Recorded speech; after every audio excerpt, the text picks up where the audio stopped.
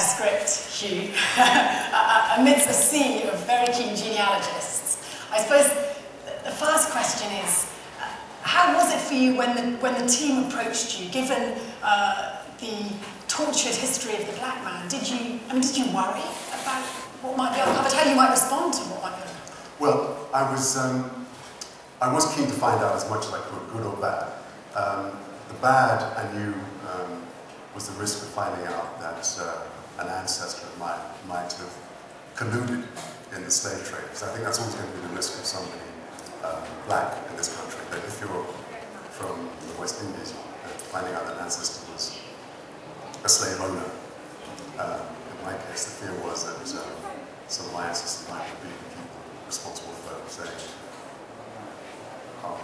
on the ship.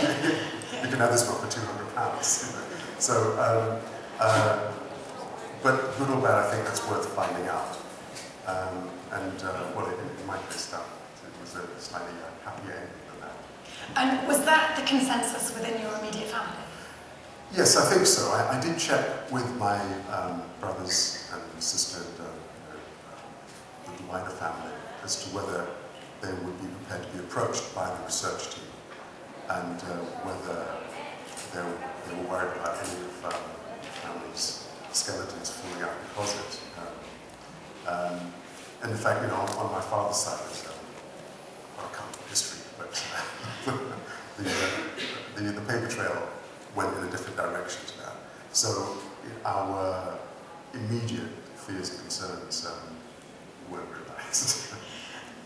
And I think we'll start with your immediate story, if you may, just to give people a bit of background, especially if they haven't seen your programme. The programme director very clearly not set you up, but we were immediately introduced to you as this quite privileged public school boy who grew up in Britain. Yeah, I think that's always the risk that you take in agreeing to be the subject of one of these programs, that you allow somebody else to interpret your story. For me, the main story, the main theme was one of identity and belonging, which I tried to make clear in the film.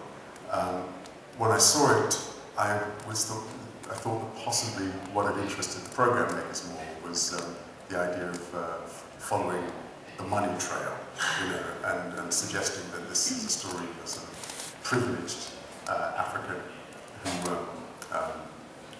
rose to some distinction in this country. And so it was a case of posh boy, rather than one of someone trying to find his own voice and his identity. But I'm hopeful and I'm confident that the film speaks for itself, and that the main interest of people watching it is one of the discovery of complexity and the diversity. So before we go to that first clip,